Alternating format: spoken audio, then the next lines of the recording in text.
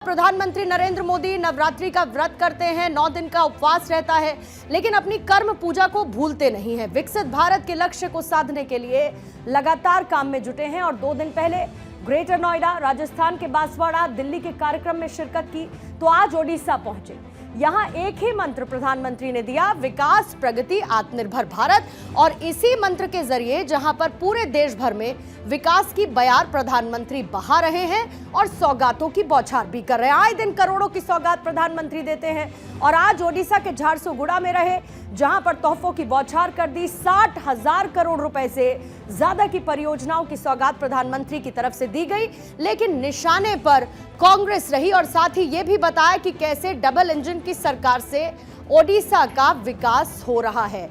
देखिए, लगातार प्रधानमंत्री मोदी के दौरों में जहां बीते 16 महीने में 7वीं बार प्रधानमंत्री ओडिशा पहुंचे, यानी प्रधानमंत्री का ध्यान ओडिशा पर है, क्योंकि जब भी वो ओडिशा पहुंचते हैं सौगातें देते हैं और आज भी उनकी तरफ से सौगातों की बौछार की गई। लेकिन उससे पहले कब कब प्रधानमंत्री का ओडिशा दौरा रहा, यानी 16 महीने में 7वीं बार प्रधानमंत्री नजर आए। 27 सितंबर 2025 झारसुगुड़ा पहुंचे, युवा समावेश में उन्होंने भाग लिया, सौगातें दी। इससे पहले वो 20 जून को यहां पर पहुंचे थे। बीजेपी सरकार का 1 साल क्योंकि पूरा हुआ तो भुवनेश्वर में समारोह में वो शामिल हुए।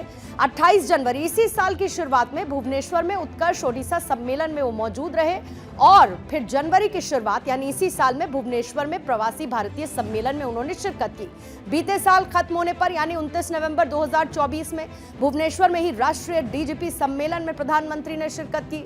17 सितंबर 2024 पुरी में योजना समारोह में शिरकत की और 12 जून 2024 में भुवनेश्वर में बीजेपी सरकार के शपथ ग्रहण समारोह में उनकी तरफ से भागीदारी की गई थी। प्रधानमंत्री का ओडिशा से लगाव पुराना है और यही वजह है कि हर कुछ महीने बीतने के बाद वो ओडिशा पहुंचते हैं। हर बार उनका फोकस विकास रहता है। उन्होंने ये कहा कि ओडिशा की धरती से भारत को नई ऊर्जा मिलती है।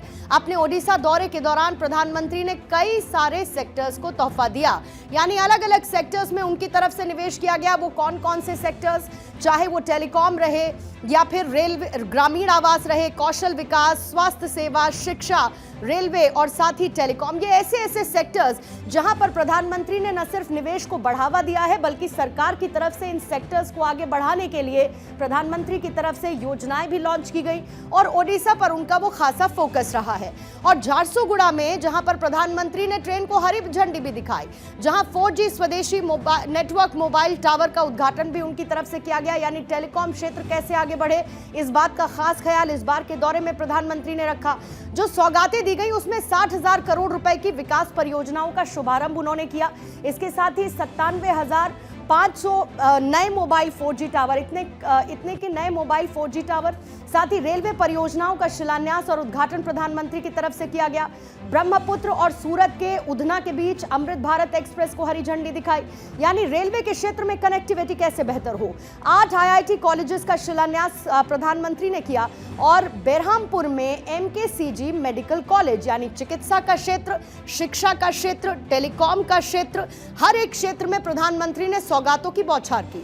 संबलपुर में जहां विमसार को सुपर स्पेशलिटी अस्पताल में बदलने की नींव रखी और प्रधानमंत्री मेडिकल के क्षेत्र में भी लगातार एक्सपेंशन देश भर में कर रहे हैं, जिसमें आज उनका फोकस ओडिशा में भी देखने को मिला है।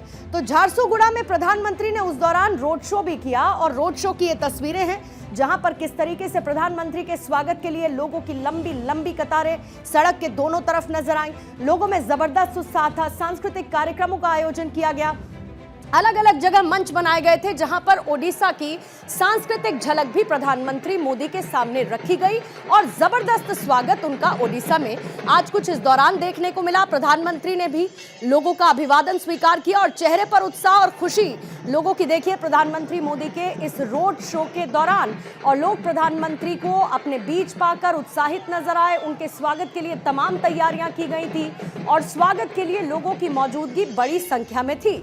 लोगों का हुजूम उमड़ पड़ा। प्रधानमंत्री को पारंपरिक नृत्य संगीत से वेलकम किया गया। ये जो रोड शो था वो एयरपोर्ट से पब्लिक मीटिंग वेन्यू तक 2 किलोमीटर का था और जनता की तालियां और नारे इसमें गूंजते हुए सुनाई दिए। लोगों का अभिवादन स्वीकारा, हाथ हिलाकर उनका उत्साह प्रधानमंत्री ने इस दौरान बढ़ाया भी। जाहिर है कि ओडिशा अब भारत का ग्रोथ इंजन बन रहा है। उसके तौर पर ओडिशा उभर रहा है क्योंकि माइनिंग हो, टूरिज्म हो या रिन्यूएबल सेक्टर हो, इसमें तेजी से विकास हो रहा है। और प्रधानमंत्री का यह दौरा राजनीतिक रूप से बहुत महत्वपूर्ण है क्योंकि ओडिशा में बीजेपी की पकड़ है, लेकिन प्रधानमंत्री मोदी का विकास का एजेंडा बीजेपी की स्थिति को और मजबूत करने की कोशिश है। यानी करोड़ों का तोहफा देकर जनता को प्रधानमंत्री ने संदेश दिया कि कैसे केंद्र सरकार राज्य के विकास के लिए प्रतिबद्ध है। ओडिशा के आप लोगों ने एक नए संकल्प के साथ आगे बढ़ने का प्रण लिया था। ये संकल्प था विकसित ओडिशा। और आज हम देख रहे हैं ओडिशा डबल इंजन की रफ्तार से आगे बढ़ने लगा है। आज फिर एक बार ओडिशा के विकास के लिए, देश के विकास के लिए हजारों करोड़ रुपए के प्रोजेक्ट का काम शुरू हुआ है।